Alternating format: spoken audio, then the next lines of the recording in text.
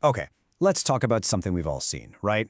A company gets nervous, they spend an absolute fortune on some shiny new technology, convinced it's the silver bullet that's going to fix everything. But then, months later, crickets. Nothing. The needle just hasn't moved. Well, today we're going to unpack exactly why that happens. And trust me, the real answer is probably not what you think. You know the feeling. It's that pit in your stomach. You're looking at the quarterly numbers, or maybe you're just scrolling through social media, and bam, it hits you. Your competition is absolutely crushing it online. They're everywhere, they're savvy, and you feel like you're completely invisible. And that panic, it almost always leads to the same expensive, knee-jerk reaction. Step 1, call an emergency all-hands-on-deck meeting. Step 2, buy that massive do-it-all software suite that the salesperson promised will solve every single problem. And step 3, well, you just wait. But 6 months down the line, that solution is just expensive shelfware, collecting digital dust. This analogy just nails it, doesn't it? It's the perfect way to think about the core problem here. You're confusing having a tool with having a capability. Yeah, you bought the Formula One car, but do you have a world-class driver? Do you have the pit crew, the engineers, the racetrack? Without that whole system built around it, the fancy tool is basically useless. So, the real answer to this problem actually comes from a really fascinating academic paper. We're going to go way beyond the usual advice of just buy more ads, and instead, look at what's really going on inside the engine room of companies that get this right. So here it is. The paper comes from the International Journal of Technology, and the lead researcher is Masrianto. And the context? This is what makes it so interesting.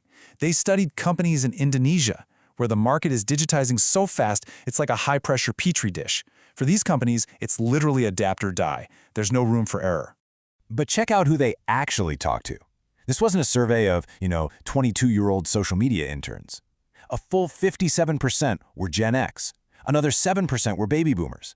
These are seasoned executives. We're talking about directors, general managers, and CEOs running these massive companies. And that detail really changes everything, doesn't it?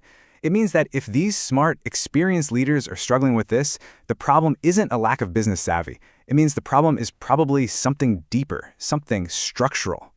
So, how did the researchers untangle this mess? Well, they used a seriously cool method that's basically like an MRI for a business. It doesn't just ask simple questions. It maps out the entire complex spiderweb of cause and effect. It shows how, say, leadership's mindset influences internal processes, which then affects how employees adopt new tools, which finally leads to a change in performance. It sees the whole system. And using that MRI, they identified 4 absolutely crucial pillars. And get this, the relationship between these 4 things, well, that's the whole story. Let's break them down. Okay, here they are. First, you've got innovation readiness. Just think of this as the will, the company's culture, its mindset. Is it ready for change? Second is digital transformation. This is the work, the heavy lifting, the actual structural changes. Third is digital marketing adoption. These are the toys, the software, the tools, all the visible stuff. And finally, you have digital marketing capability. And that's simply the results. Are you actually winning in the market? All right, now this is where it gets really interesting. Because most people assume there's a straight line from having the will to innovate right to buying all the latest toys. But the data, it showed a massive plot twist. I mean, it seems logical, right? The study wanted to test this exact assumption. If your company is super excited about innovation, you'll naturally go out and buy the most innovative tools. The will should lead directly to the toys. Make sense? Or does it? The answer from the data was a complete shock. The connection between the two, it's barely even there. So this number, 0.114, that's what's called a path coefficient. Think of it as a score from 0 to 1, where 1 is a perfect direct link. A number this low, it isn't just weak. Statistically speaking, it's basically a shrug. It's almost nothing. So what this means is, and this is the crucial part, you can have a boardroom full of executives who are all fired up, who believe the future is digital, who have the budget and the enthusiasm, and none of that directly causes them to actually buy and use the new tech effectively. The will to do it doesn't automatically cause the action. So if that's the wrong path, then what's the right one? How did the successful companies actually do it? Well, the research uncovered the real engine. It found the correct pathway to success. And here's the secret. That innovation readiness, that will to change, it doesn't jump straight to the toys. No, It has to be funneled into digital transformation, the hard, structural work first. That's the missing step. And just look at the strength of this connection, a path coefficient of 0.772. Remember that last number, the pathetic 0.114? This is nearly 7 times stronger. It shows an incredibly powerful direct link. When a company truly has the will to innovate, it pours that energy into the hard work of actual transformation. And what's more, that digital transformation, the work, was the single strongest driver of actual results. You cannot skip this middle step. You have to pour all that enthusiasm and energy into real structural change before you can expect anything to happen. So what does transformation even mean here? It's not just another corporate buzzword. The study defined it with 3 concrete actions. First, improving your internal operations. Using tech to fix the plumbing and make the core business run better.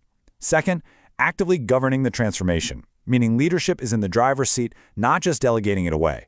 And third, and this is the big one, reinventing your business model, fundamentally changing how your company actually makes money.